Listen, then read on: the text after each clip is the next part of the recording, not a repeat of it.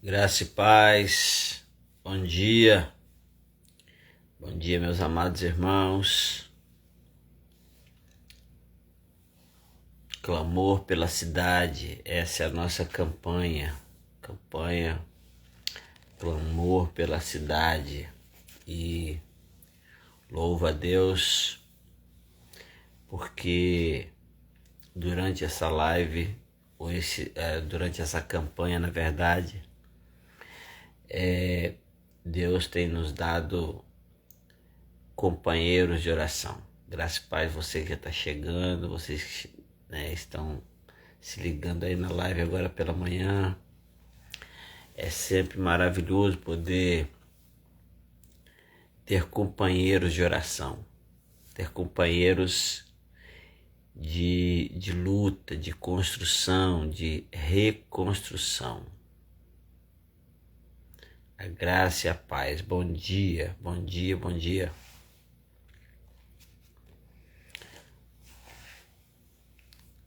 Levantar cedo não é para todos.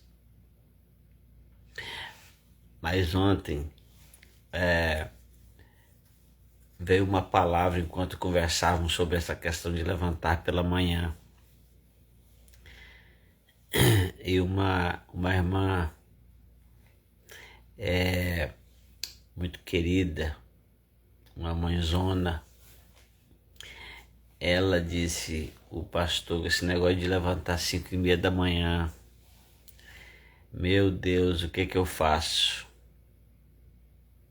E aí veio no meu coração uma coisa muito interessante, que é dar o nosso melhor.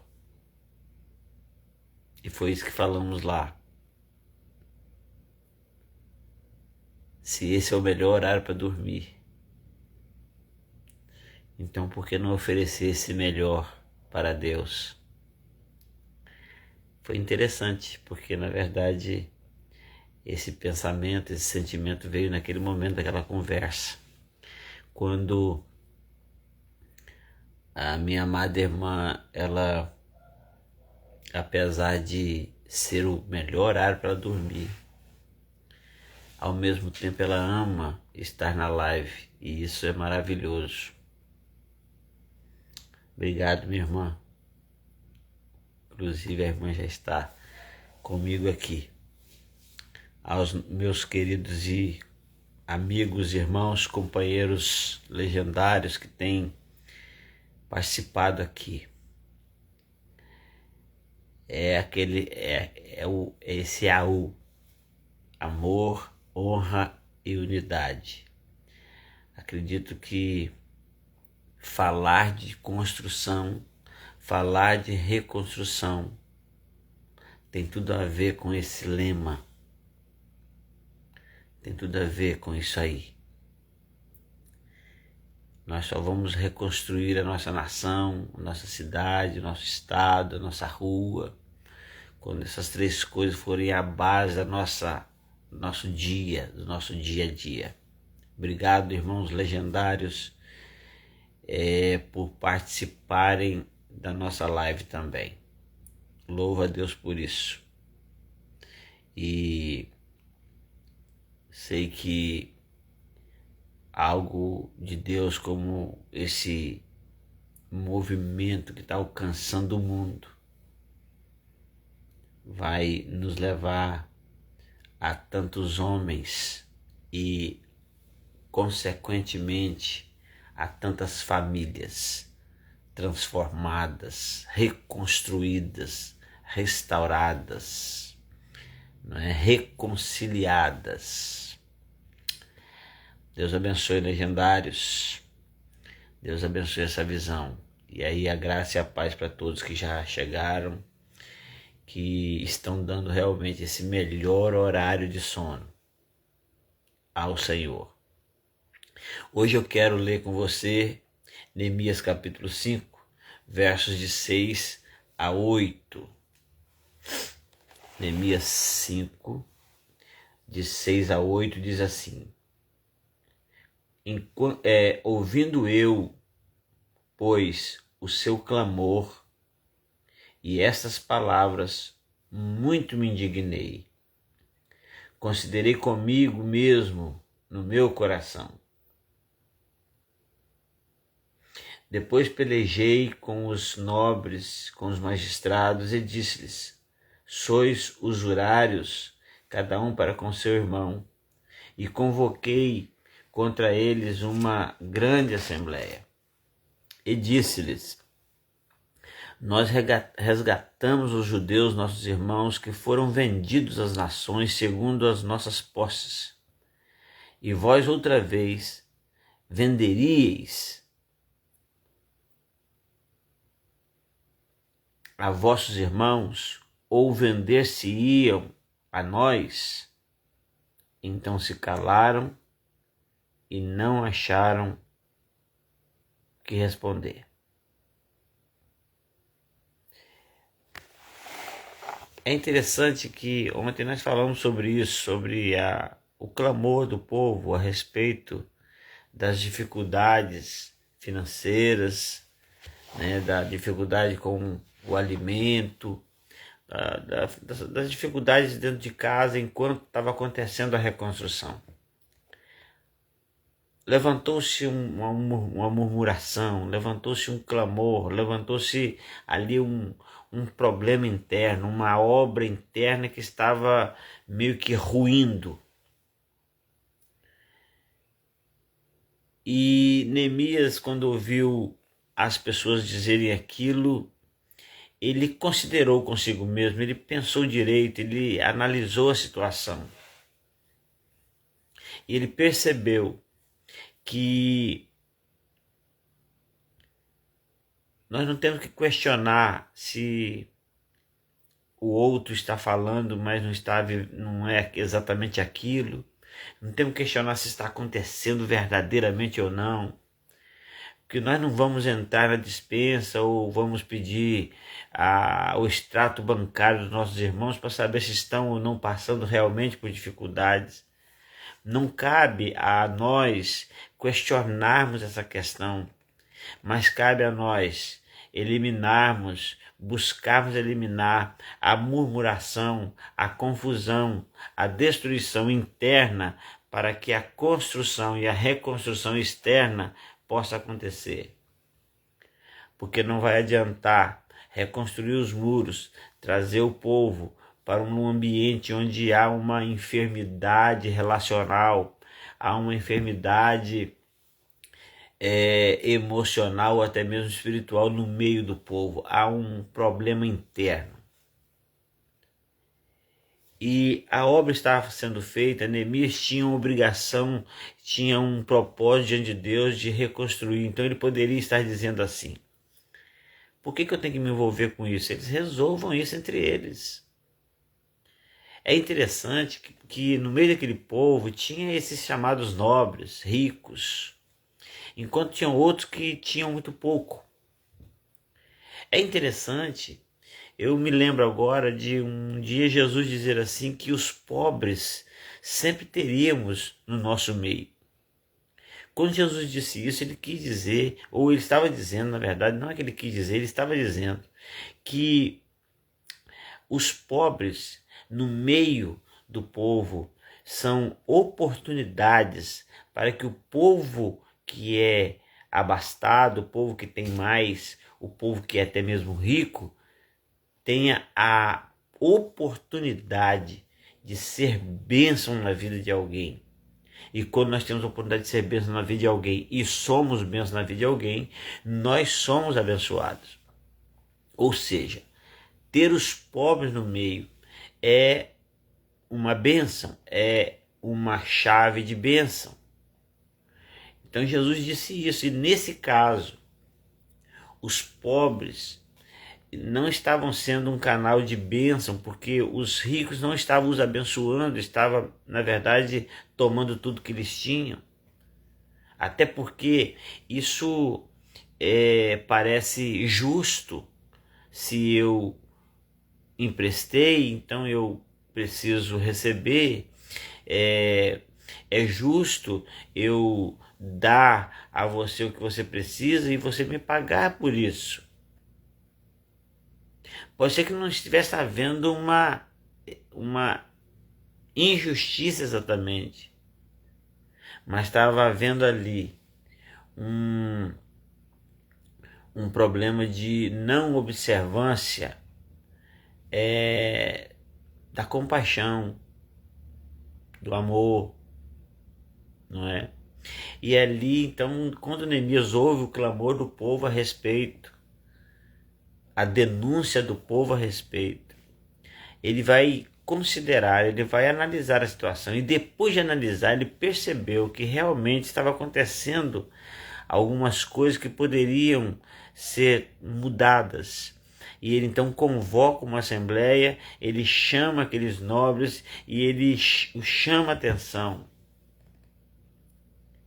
E ele bate nessa tecla. E quando ele faz as perguntas, uma vez que nós já compramos os nossos irmãos, resgatamos os nossos irmãos, agora depois de resgatado, nós venderíamos eles de novo. Ou vocês que são mais abastados, vocês que podem mais, será que vocês venderiam inclusive a nós? E quando eles perguntam isso, a Bíblia vai dizer que eles se calaram, não acharam o que responder. Então isso é muito pontual quando a liderança percebe que há realmente um problema interno. Se há reclamação, se é um murmúrio, se a denúncia é legítima ou não. Fato é que precisamos considerar sobre isso. Fato é que precisamos conversar sobre isso. E havendo realmente algo, havendo realmente essa necessidade, então é preciso que nós nos envolvamos nos problemas do nosso povo. Então a pergunta hoje é: por que eu deveria me envolver nos problemas do meu povo? E quando eu fiz essa pergunta, olhando aqui Neemias, ter que enquanto fazia a obra, ter que reunir as pessoas, ter que resolver questões internas, parece até mesmo uma perda de tempo, porque ele não está lá no muro, mas ele tem que resolver esse problema. Porque não vai adiantar eu reconstruir lá fora e dentro está destruído. Quantas vezes nós, para resolvermos um problema, nós ficamos analisando se quem está com problema merece ter o problema resolvido. Na verdade, a nossa compaixão, o nosso amor, o nosso cuidado, não deve ser para quem merece, mas para quem precisa. Deus cuida de nós. Amém. Glória a Deus. Deus cuida de nós. Mas nós merecemos esse cuidado? Deus nos ama, mas nós merecemos esse amor? Deus nos perdoa, mas nós merecemos esse perdão? Deus nos alimenta todo dia. Deus nos veste todo dia. Deus nos dá vida, nos dá o ar que respiramos todos os dias. E se fôssemos olhar para o nosso merecimento, diríamos: não merecemos. E se porventura nós acharmos que merecemos, é exatamente aí que não merecemos. É como alguém dizer: eu não peco. E no momento em que disse que não peca, pecou. Então, na verdade, é aquilo que a gente sempre fala: nós não somos pecadores porque pecamos. Nós pecamos porque somos pecadores. Então, na verdade, por que eu deveria me envolver nos problemas do meu povo? Nós poderíamos dizer que nós devemos nos envolver porque problemas precisam ser resolvidos.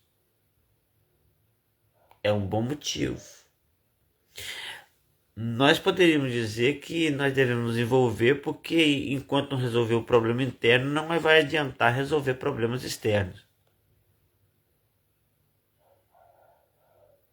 Não adianta restaurar os muros espirituais de uma cidade se os muros espirituais da igreja está ruído. Até porque uma coisa que eu me lembro aqui, que eu gosto muito de lembrar com os irmãos e falar, é que você não pode oferecer o que você não tem, você não pode dar o que você não tem. Então, se você não se envolve, se você não se importa, se você não se compromete em cuidar, a Bíblia diz que nós devemos cuidar uns dos outros. Há dezenas dos mandamentos recíprocos na Bíblia. Os uns aos outros. Então, na verdade, Neemias ele se envolve nos problemas internos.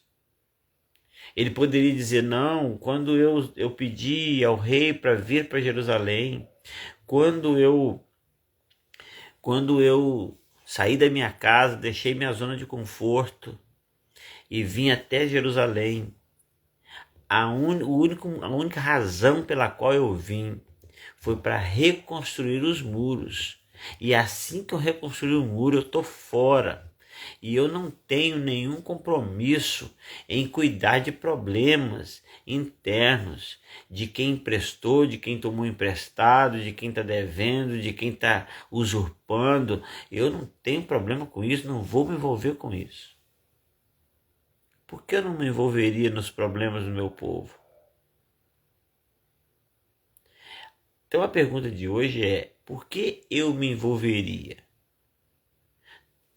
Para fechar aqui, para dizer assim, talvez resumindo, talvez definindo, para não ficar complicado, tantos motivos pelos quais eu deveria me envolver com o meu povo, me envolver inclusive nos problemas do meu povo, talvez simplesmente devêssemos lembrar o seguinte, eu me envolvo nos problemas do meu povo porque eu sou parte desse povo. Eu faço parte desse corpo, eu sou membro desse corpo. E uma vez sendo membro desse corpo, os problemas desse povo são os meus problemas. É claro que os sucessos, que a prosperidade desse povo também é minha, mas os problemas, as dores, as dificuldades também são minhas, portanto eu faço parte. Na verdade, não é que eu me envolvo, não é que eu decido me envolver. Eu decidi me envolver desde o dia em que eu decidi fazer parte desse povo. Sabe qual o grande problema nosso? É que nós vivemos no meio de um povo como se não fizéssemos parte desse povo. Nós convivemos com pessoas como se nós não fizéssemos parte da vida dessas pessoas, quando a Bíblia vai dizer que, individualmente falando, somos membros uns dos outros. Partindo desse princípio, responder a pergunta, por que devo me envolver nos problemas do meu povo? Talvez a resposta não é porque eu devo me envolver. É o que eu devo fazer uma vez que eu já estou envolvido. Então entenda isso. A reconstrução dos muros da nossa cidade, a restauração da nossa cidade, ela depende da restauração do povo de Deus. Ela depende da reconciliação do povo de Deus. Ela depende de uma vida em comunhão, como diz aí, como temos aí o lema no nosso legendário, a uma vida de amor, honra e unidade. Se a igreja não tiver esse parâmetro, esse foco, então a gente precisa realmente rever a nossa vida como igreja, a nossa vida como parte de um povo. O momento em que você entregou sua vida a Jesus e passou a fazer parte de uma comunidade de fé, você faz parte do corpo de Cristo, independentemente da denominação da qual você é membro, da fé que você professa. Se você é de um povo que genuinamente tem Jesus como Senhor e Salvador e prega o genuíno evangelho do reino, então você é parte de um corpo que não é simplesmente da sua igreja local. Inclusive isso vai estender para outras denominações que estão na sua cidade, no seu estado, na sua nação. E a resposta então para a pergunta por que devo me envolver, talvez eu tenha que mudar essa pergunta dizendo o que devo fazer uma vez que sou parte desse povo. Então eu preciso primeiro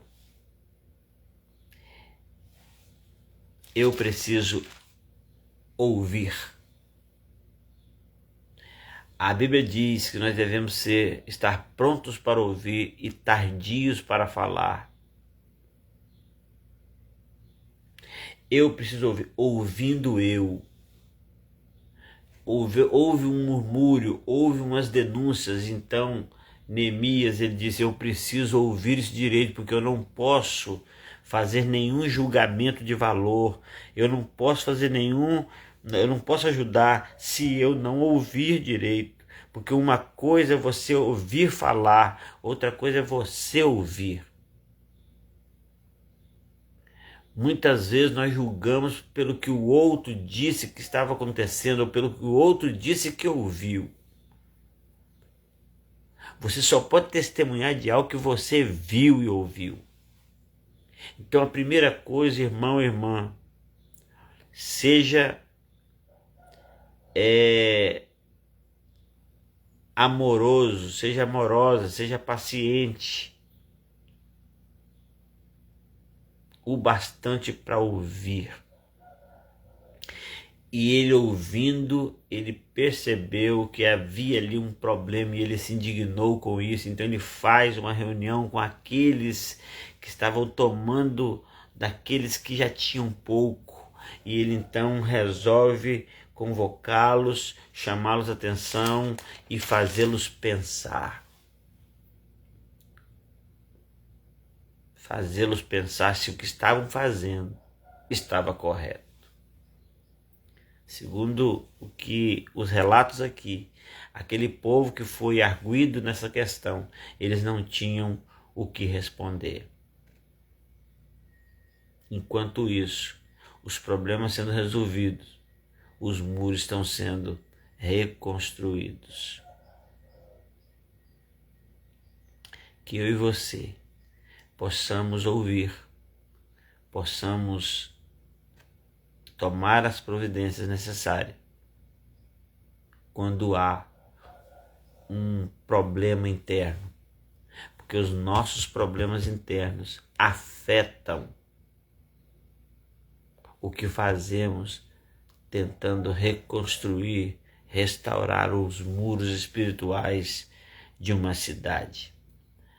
Alguém uma vez foi evangelizar outra pessoa e a pessoa disse para aquele evangelista, disse, o que você fala tão alto que eu não consigo ouvir o que você diz.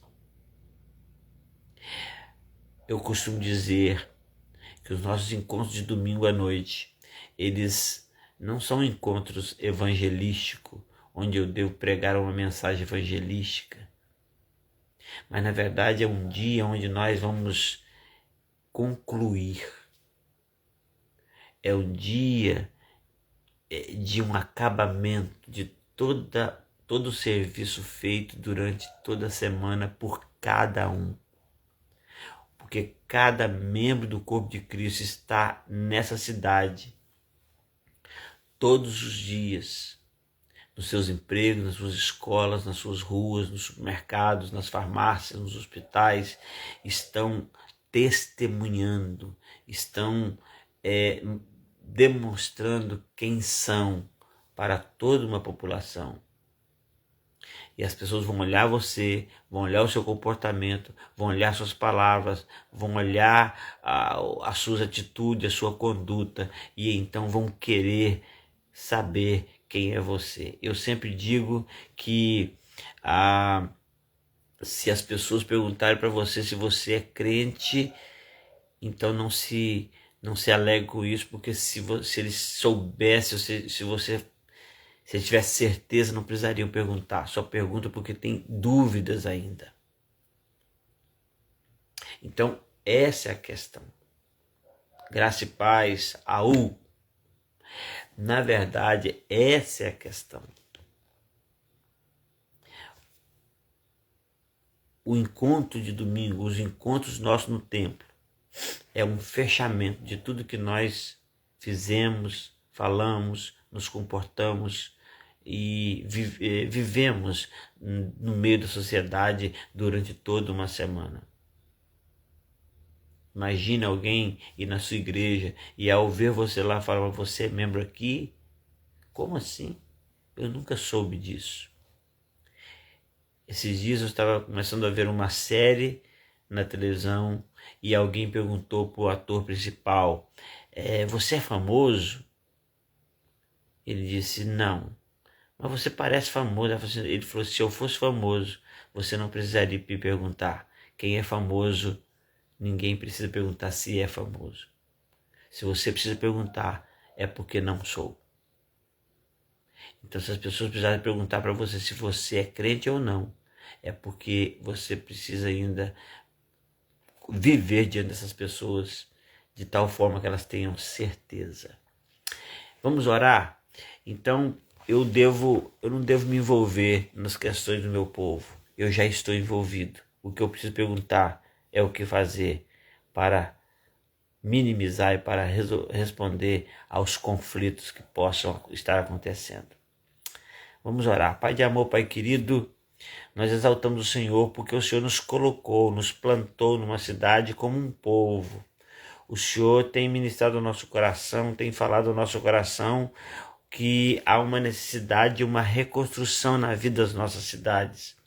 Há uma necessidade que busquemos ao Senhor em relação a isso e que façamos alguma coisa. Somos o teu povo e nos ajude, Deus, a nos compreendermos, nos vermos, nos entendermos como membros uns dos outros.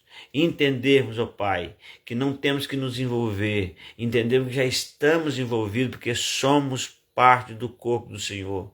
E entendemos também que a reconstrução lá fora depende da reconstrução aqui dentro. A restauração externa depende da restauração interna. E que o teu povo seja curado, que o teu povo se humilhe, ore, busque a sua face, se converta dos seus maus caminhos, para que então o Senhor nos ouça do céu, perdoe nossos pecados e sare a nossa terra. Eu quero, Deus, no nome de Jesus, colocar diante do Senhor as nossas cidades, colocar diante do Senhor, ó Deus, a nossa cidade, colocar diante do Senhor cada vida que tem, ó Deus, participado da live durante o dia, agora pela manhã principalmente. Pai, que o Senhor esteja abençoando a sua cidade, a sua família, a sua igreja, para que haja uma revolução espiritual, para que haja uma restauração espiritual na nossa nação, nos nossos estados, nas nossas cidades. Pai, nós entregamos as nossas cidades, as cidades aqui representadas, a Ti, para a honra e para a glória do Teu nome, e que haja, Deus, conserto, e que haja restauração, e que haja uma proteção espiritual, e que haja, Deus, salvação, libertação, transformação na vida da nossa cidade. Nós oramos, nós clamamos no nome poderoso de Jesus. Amém e amém. Deus abençoe, meus queridos, e até amanhã, se Deus quiser, às 5:30 da manhã. Deus te abençoe.